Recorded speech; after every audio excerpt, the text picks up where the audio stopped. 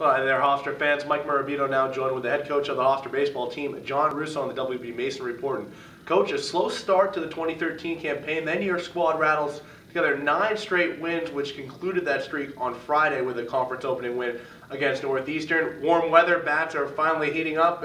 Safe to say, you happy with the performance? You know, I thought we'd get rolling at some point, and you know, it just coincided with being able to get outside and practicing and get, like you said, get the bats going. And you know, we got the pitching, you know, pretty well figured out after the Towson series and gotten really good pitching performances since then. And you know, I've been talking a lot about we hadn't been able to put all 3 facets together, and during this 9-game stretch, we were finally able to. So, you know, it was good to see that once we started playing good baseball, we were able to start getting wins. Now, 2 guys in the lineup that we knew coming in this year would have a lot of responsibility given of who wouldn't be in the lineup from last year, Jared Hammer, Kenny Jackson, both really finding their stroke as well. Can you talk about the importance of those 2, seeing not only are they more experienced guys, but also they hit near each other in the order?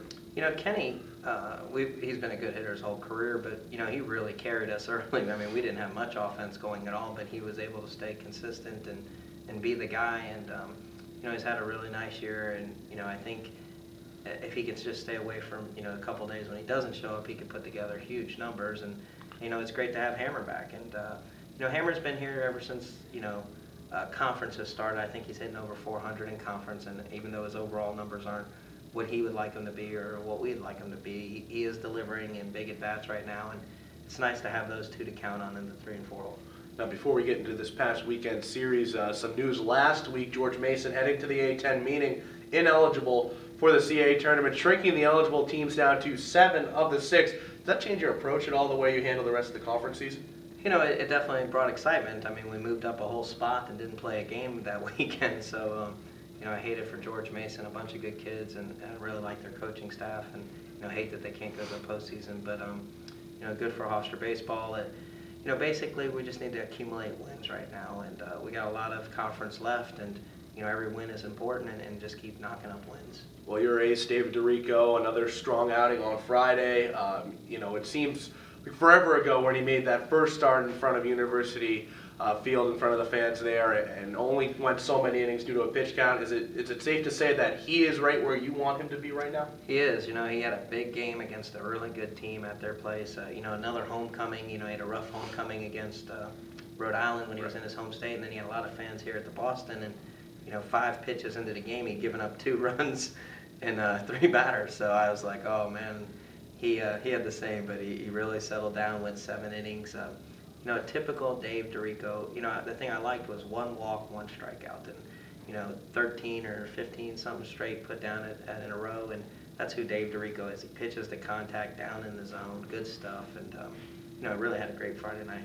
Now, moving forward as well, last year, really, a lot of people could say the only thing that really held you back down in Harrisonburg was the pitching, and how kind of towards the end of the season some young arms kind of burned out. Is him being available and healthy really that extra boost that you guys could need once CAA play comes around? You know, that's why you know, I think being 6th or 1st, you know, everybody has a great #1 pitcher that can win any game, and I think that's what Dave does for us. Is we could be the 6th seed or we could be the 1st seed, whatever it is in that tournament. With Dave DeRico, we can win that opener, and you know, as much as Teets had a great year last year, it wasn't every day. You know, guy you can count on him each time. He just had a great season. And you know, I feel like Dave, if he could get going like he has the last 2 outings, he could be pretty dominant every Friday night. So he gives us a lot of hope. Shift to Saturday. You guys do lose Saturday and yesterday, dropping the series 2 games to 1. But Joe Berg, who has been about as consistent as you're going to find in the CAA this year, got into a little bit of trouble and the bats couldn't bail him out there. Besides that performance, is Joe exceeding expectations of what he has done in the rotation this year? Because really in the past, he started in the pen, then gone to the rotation, really done whatever you've asked him to do. This year, been nothing but a starter. You know, and he's really exceeded expectations. And one thing that really has helped him is Dave DeRico. You know, now that Joe hasn't had to throw that first game, he gets to throw the second game. It gives him you know, an outing to see what their hitters look like. And you know, all of us know how smart Joe is, and if he thinks he has a plan, whatever the plan is, it's a good plan to me. And you know, it really gives him a plan going into that Saturday start. And you know, every Saturday start so far he's had a really good you know, outing, and you know, he really delivered this Saturday. He pitched good enough to win for sure. Now on Sunday we saw, really for the first time in CAA play, Chris Harkey at one of their JUCO transfers come in, and not the best start, but it's really been a revolving door on that Sunday with guys we've seen. Dave Jesh, we've seen Nick Kozlowski.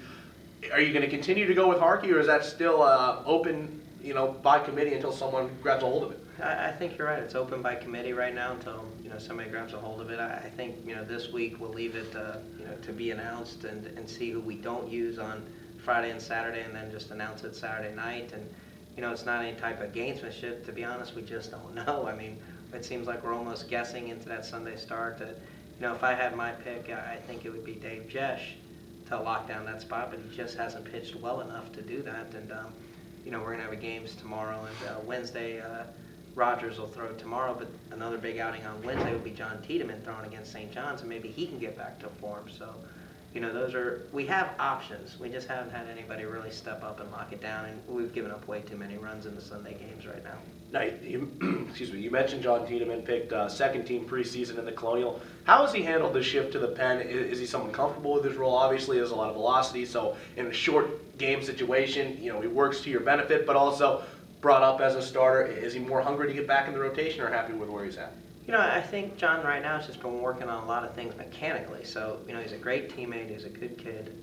He's had no problem doing whatever he has. Hadn't had any disgruntlement, with moving to the pen. He's pitched well when he's done it. To be honest, he's just had some mechanical things off, and he just hasn't been exactly right yet. And so even his short outings that he's had out of the bullpen, he's just really battled more than been himself. And the thing I'm hoping with Wednesday is, I don't know how long ago, is he just gets an opportunity to work on things in the game, and that's what he needs to do, and not for it to be in a conference series when the game's on the line. So if he can do that on this Wednesday and figure some things out, it'll be that much of a help for the weekend.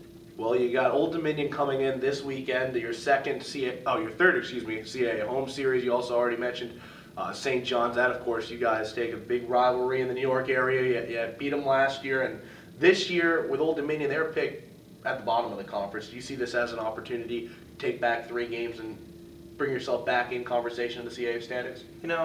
I think every home series you got to look to try to win. It's going to be hard to sweep, and the one thing Old Dominion's coming off is 3-game sweep of JMU this past weekend. So they're playing real well. They beat Northeastern 2 of 3, and I know their head coach is Chris Finney's really well known. He's a really great coach, and it's in his second year. And I think we're definitely going to see a different club than what we saw last year. But it's a home series. We've definitely got to win 2 of 3. I think we just got to get some series wins underneath our belt. So we were able to make up a game against George Mason, but then we lost it back on yesterday, not winning the game yesterday. So we just got to start winning the series. Finally, Coach, not where you were picked, obviously, at this point in the season. You have any extra motivation about a third of the way through the conference slate? Listen, our goal the whole time was to just make the tournament, and I think once you're in the tournament, anything can happen. And we're dealing with a little bit of tough things, and I thought we overcame some of those things with the 9-game winning streak. Once we got used to not having a Ford or Rouleau in the lineup, and then Saturday to lose Wrightstetter during the game, and he's coming off CAA Player of the Week, it changed the whole weekend. Right. And he was out yesterday. He'll be out again tomorrow.